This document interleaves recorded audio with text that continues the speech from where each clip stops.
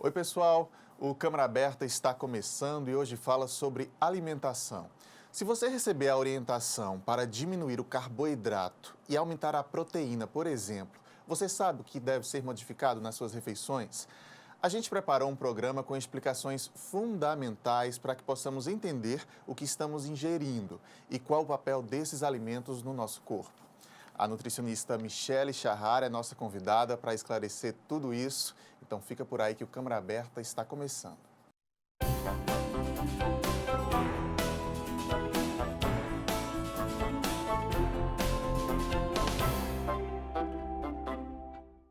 Você de casa que nos acompanha, seja muito bem-vindo ao nosso Câmara Aberta. Michele, também, bom tê-la aqui de novo, já é parceira nossa, bem-vinda mais uma vez. Obrigada, Lael, eu que agradeço novamente o convite, é sempre um prazer estar aqui com você e com a equipe. Obrigada. A Michele esteve aqui da última vez falando de alimentação para crianças, a gente deu umas dicas da lancheirinha da escola e depois da gravação a gente ficou comentando que precisava fazer um programa com explicações básicas mesmo sobre alimentação. Essa semana eu me deparei com a seguinte pergunta, e foi séria a pergunta. Pão é proteína? Eu fui perguntado. Eu que sempre leio a respeito sabia da resposta e fiquei imaginando o quanto tem pessoas que não têm muita noção de fato de que alimento é aquele. Então a gente quer começar por essas explicações básicas, Michele. A gente tem uma figura, inclusive, aí, que é uma roda de alimentos, para você explicar para a gente o que é carboidrato, o que é proteína, o que é que a gente está ingerindo. Legal, então é o seguinte, Lael, a gente tem aquela pirâmide dos alimentos, né? Que, assim, muitas pessoas elas ficam confusas, né? Porque na pirâmide dos alimentos a gente tem uma base que é só de carboidrato, né? Então, ela incentiva o consumo do carboidrato, as pessoas não sabem o que é carboidrato, o que faz parte desse grupo, seja como proteína ou seja como gordura, né? Então, na figura, o que eu fiz? Para facilitar, eu peguei todos os alimentos da pirâmide dos alimentos, né, e dividi em 3 grupos para ficar mais fácil. Então, a gente tem o primeiro grupo, né, que é o grupo do construtor. O construtor, ele é fonte do quê? De proteína, né? Qual que é a função da proteína, Lael? É regeneração celular, formação de tecido, né, produção de enzimas. Então, vamos supor, o Lael está andando na rua, caiu, cortou o braço, né? Não tem que cicatrizar, regenerar? Então, a proteína, ela é responsável pela formação desse tecido, né? Ou então, uma pessoa que faz atividade física, que ela treina, rompeu a fibra muscular. Para regenerar, a gente também precisa do quê? Da proteína para fazer esse papel da restauração muscular, né? E aí, aonde a gente encontra a proteína nos alimentos, né? A gente encontra nas carnes em geral, nos ovos, leites e derivados, né? Queijo, iogurte na coalhada. A gente encontra também no grupo dos feijões, feijão, grão de bico, soja, ervilha. E a gente encontra também naqueles produtos enlatados, atum, sardinha. Aí existe uma ressalva, né? Eu, como nutricionista, eu não incentivo muito o consumo desses produtos industrializados. Se é para o consumo eventual, eu posso colocar um atum numa salada para dar uma variada? Ótimo. Agora, para que aquilo vire uma regra e consumir todos os dias, eu não acho interessante por questão de ser industrializado, ter uma quantidade de sódio alta, né? Essa proteína precisa estar em todas as refeições, Michele? Porque, por exemplo, a carne é uma boa fonte de proteína, mas eu acho que comer no café da manhã, nem toda receita, nem tudo se encaixa ali. Dá para ter proteína em todas as refeições? E devemos ter? Sim, e assim, a gente tem que distribuir de uma forma adequada, né? Se você parar para pensar que à noite a gente libera o GH, que é um hormônio do crescimento, né? O GH, ele faz toda a nossa restauração tecidual, tá?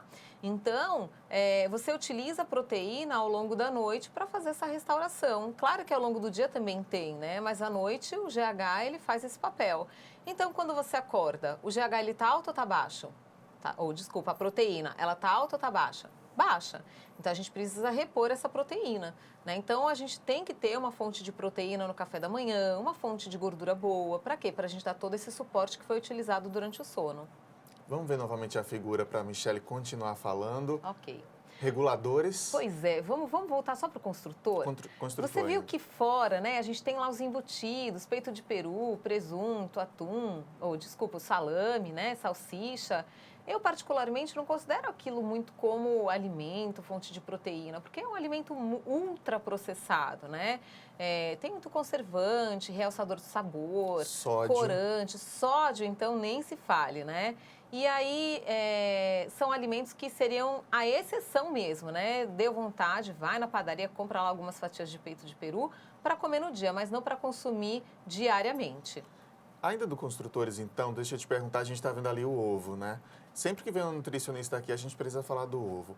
Eu, que cresci no interior, lá de Pernambuco, escutei muito da minha mãe dizer: quem come ovo todo dia não passa dos 40 anos, vai ter ataque cardíaco, tem muito colesterol. Hoje em dia se fala completamente o oposto. A gente lê que ovo é um alimento completo, que ovo deve estar diariamente na nossa refeição. É isso mesmo? Graças a Deus, né? Vamos raciocinar, Lael. Se a gente tem um alimento que dentro dele a gente consegue criar uma vida, certo? Não nasce um pintinho do ovo. Por que ele faria mal, né? No ovo, o que mais é condenado é a gema, coitada, né? Dentro da gema a gente tem vitamina A, vitamina D, vitamina K. A gente tem colinas e a xantina, que são importantes para quê? Para proteção visual, melhora o desenvolvimento cognitivo, né? Vitamina A, vitamina D, vitamina K são antioxidantes, né? E a gente também, na clara, tem uma média de 20 aminoácidos, uma estrutura proteica interessantíssima. Então, eu não vejo por que restringir o ovo. Existe um estudo com pessoas que consumiram 25 ovos por dia, 25 gemas, né? E de acordo com o tipo do óleo que foi preparado, né? As pessoas que utilizaram óleo de coco, uma manteiga ghee, o que aconteceu? Os níveis do colesterol das pessoas, elas ficaram dentro do adequado, não elevou o colesterol ruim, que é o LDL, né? Então, o ovo pode estar, de fato, na alimentação, tem que tomar cuidado com esse óleo usado, pode consumir ele cozido também. Pode ser cozido, pode ser frito no óleo de coco, na manteiga ghee. Que manteiga é essa? É uma manteiga clarificada, né?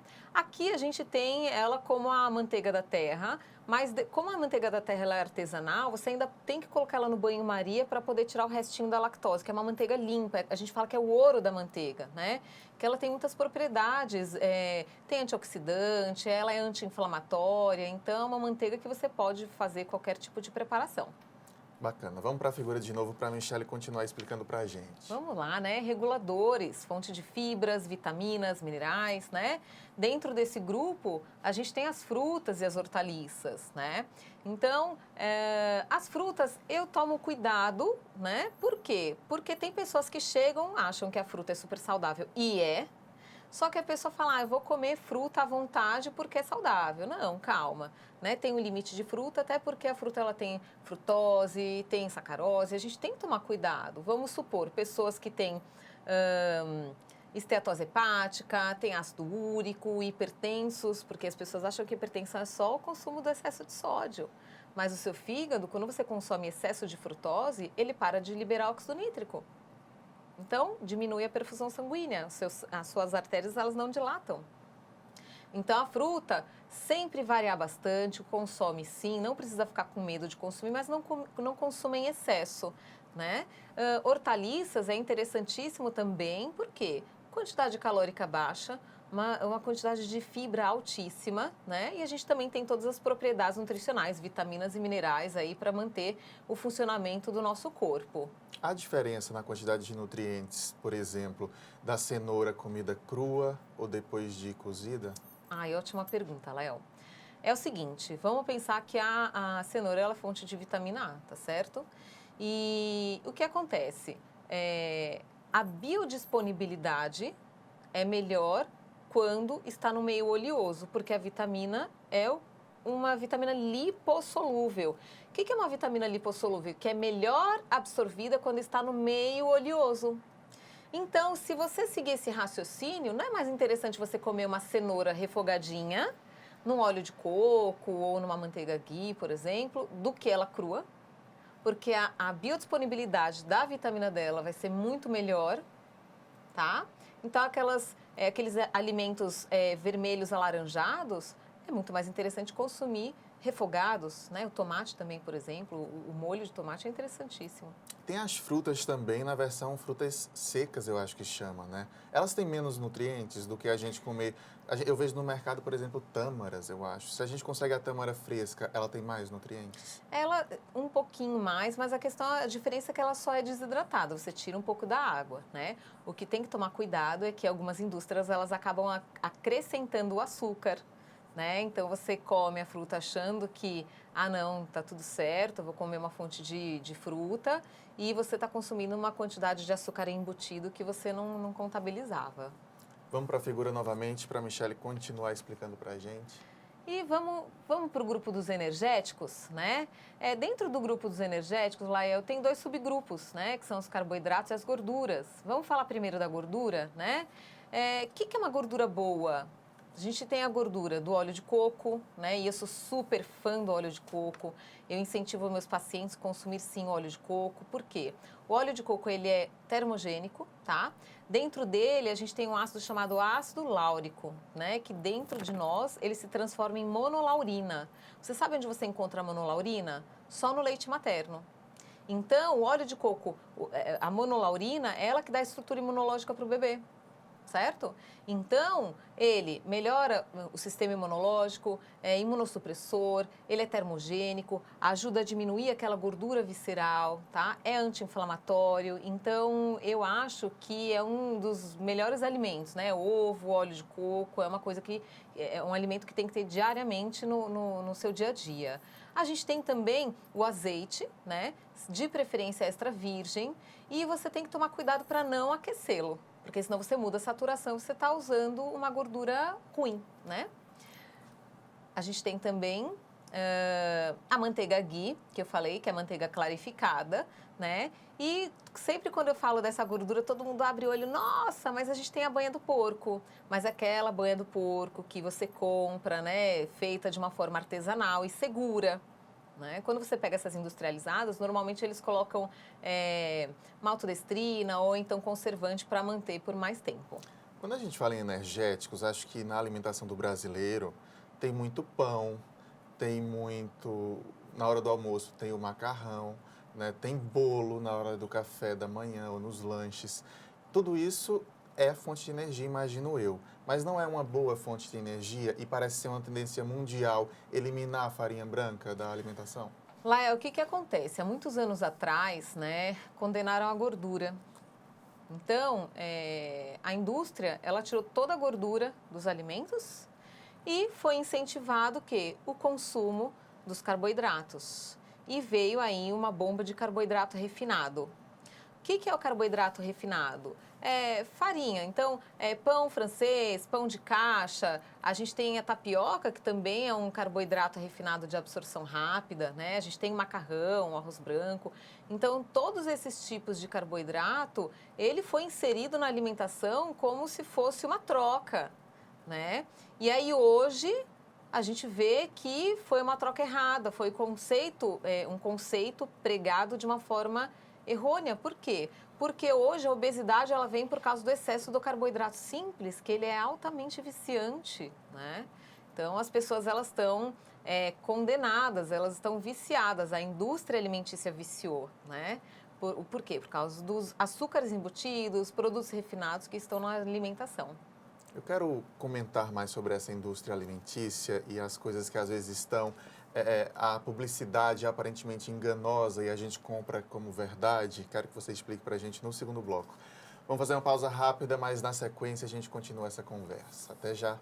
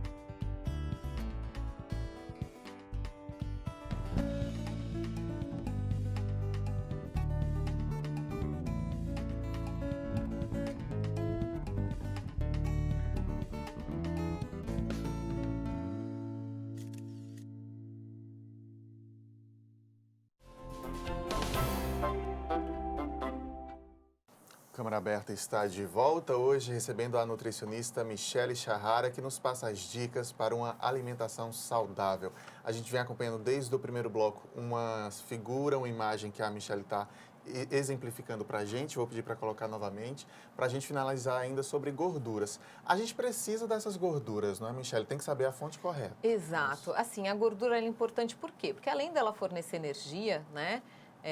Sem a liberação de insulina, ela também absorve vitaminas lipossolúveis, como eu falei, que são vitaminas, né, que elas são melhores absorvidas no meio oleoso, onde tem gordura, né, e também a gente precisa, por exemplo, do colesterol para sintetizar os nossos hormônios sexuais. Então, por exemplo, a testosterona, se você tem um colesterol muito baixo, você vai ter um aumento de testosterona? Não, então a gente tem que equilibrar isso, né? Vamos à próxima figura, vou pedir para a diretora colocar a outra, para a gente poder falar agora dos carboidratos, que são simples e complexos, é isso? Exato, né? Ele é dividido em dois grupos, Lael.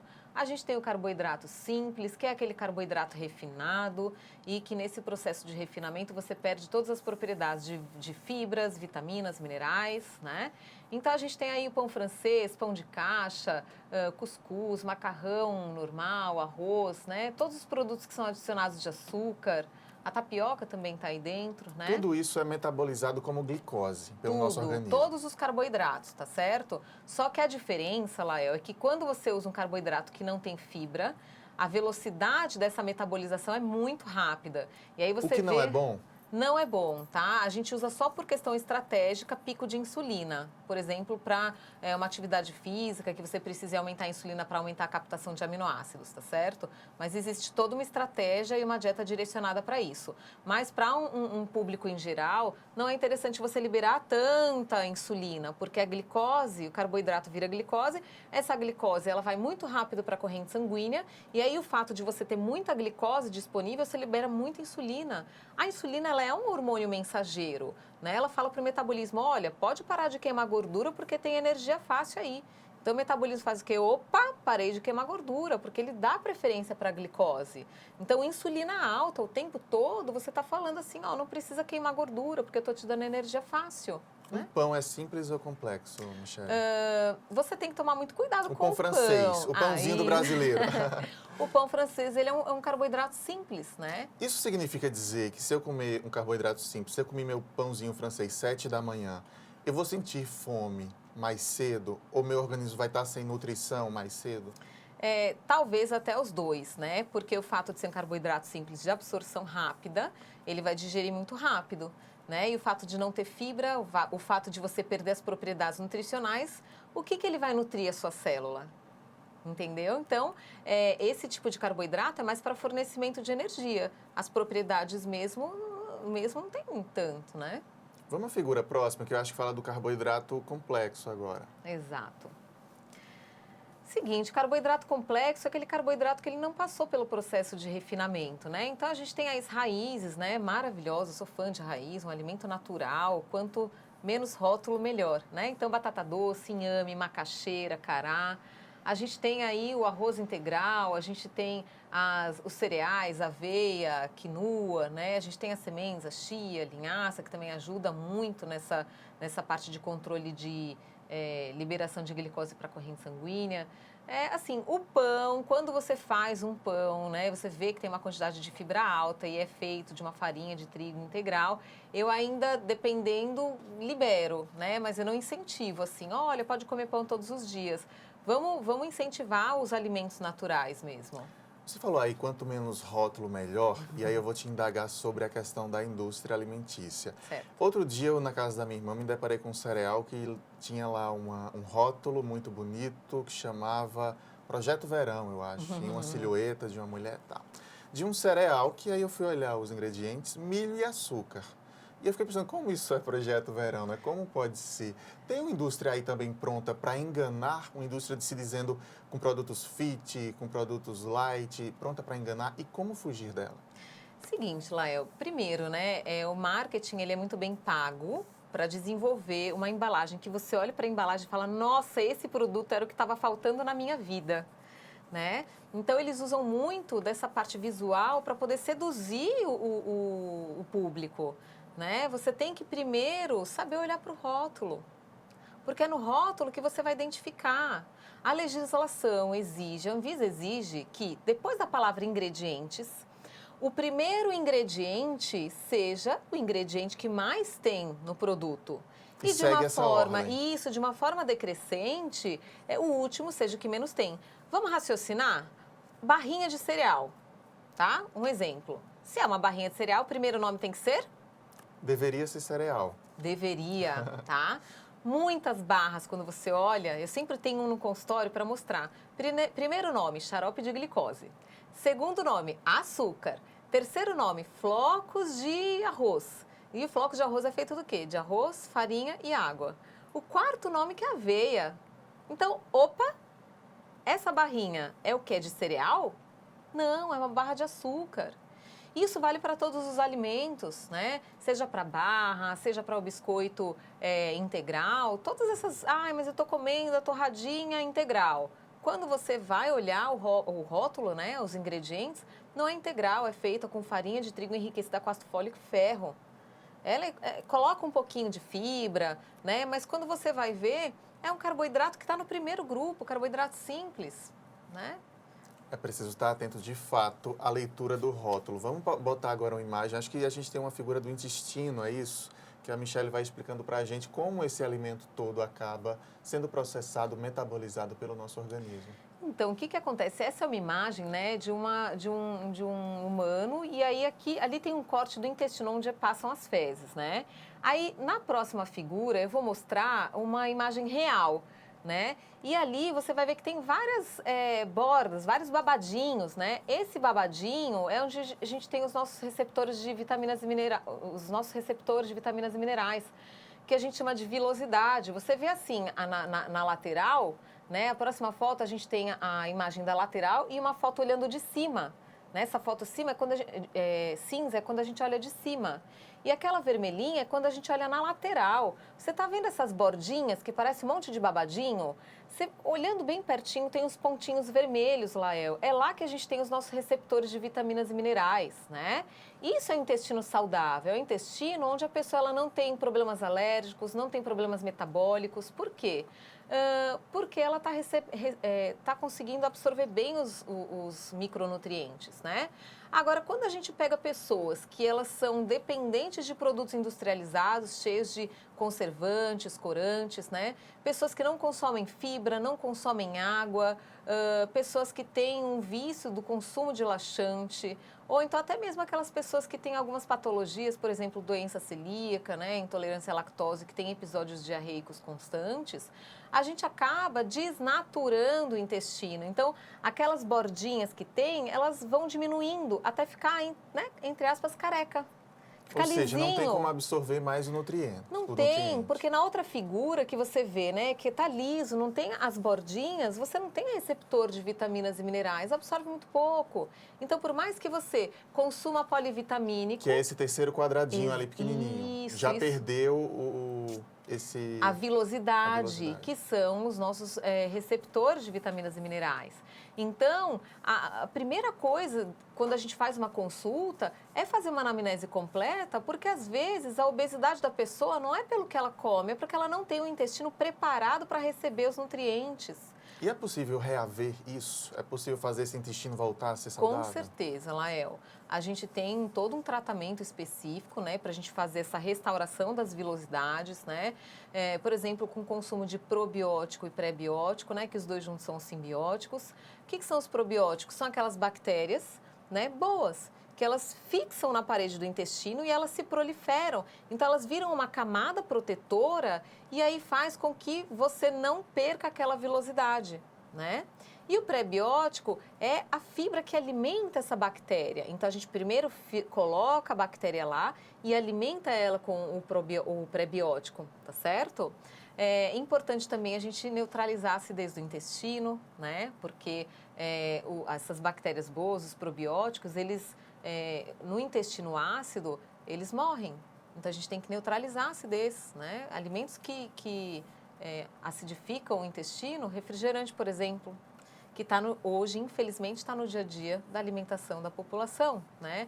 Água com gás, pouca fibra, pouca água. Então, intestino é tão importante. Ô, Michele, baseado em tudo que você vem nos explicando, como é que a gente consegue um equilíbrio correto nessa alimentação para não engordar, primeiro, porque eu imagino que engordar não deve fazer bem a ninguém. A gente pode até querer aumentar a massa, né? Pesar mais, mas pesar mais não é necessariamente engordar. Como é que a gente consegue esse equilíbrio na alimentação? Bom, primeiro assim, tem que ter a associação da alimentação com a atividade física, né, para mudar toda a sinalização metabólica do teu corpo. A alimentação ela tem que ser equilibrada, né, então tem que ter uma quantidade de carboidrato adequado, né, sempre de acordo com as suas atividades, o seu dia a dia, o seu tipo de patologia, porque tem patologias que a gente corta mesmo carboidrato e tem pessoas que a gente não corta, né? Por exemplo, para um câncer, a gente faz uma dieta com uma quantidade de carboidrato muito baixa, né? Para uma pessoa que tem ovário policístico, a gente também faz isso, a gente tem um controle máximo do carboidrato. Agora, para pessoas que elas querem buscar qualidade de vida e até o emagrecimento, a gente pode trabalhar sim com carboidratos bons, carboidrato complexo, mas o segredo, Lael, é o controle da insulina, tá? Aumentar o teor da fibra da alimentação. O carboidrato complexo, ele tem essa vantagem, ele tem a fibra, e a fibra dentro do teu intestino forma um gel ou uma esponja. Então, essa glicose, ela não vai conseguir atravessar rápido, ela não vai chegar rápido até a corrente sanguínea, né? Essa glicose, ela vai de uma forma bem devagar até a corrente sanguínea. Então, se ela chega devagar, você não vai liberar menos insulina. Insulina baixa, o que acontece? O teu metabolismo ele vai continuar queimando gordura.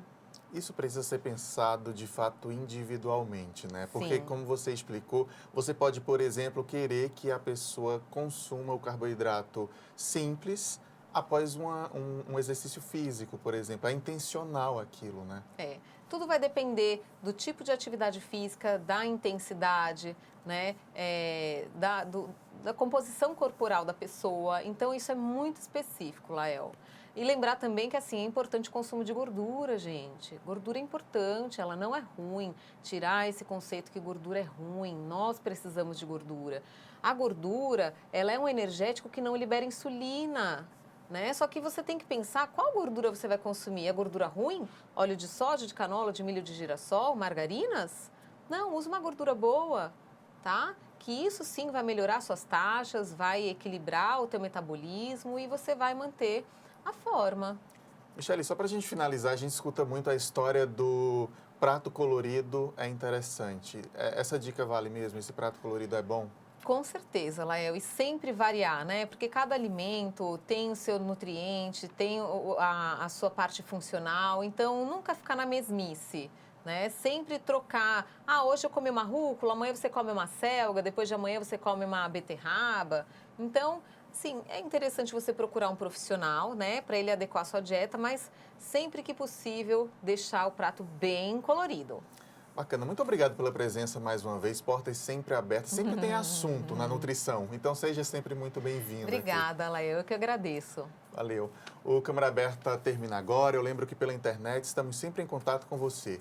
facebook.com/TV Câmara JP é o endereço da nossa fanpage, onde você pode rever todos os programas e entrar em contato com a nossa equipe.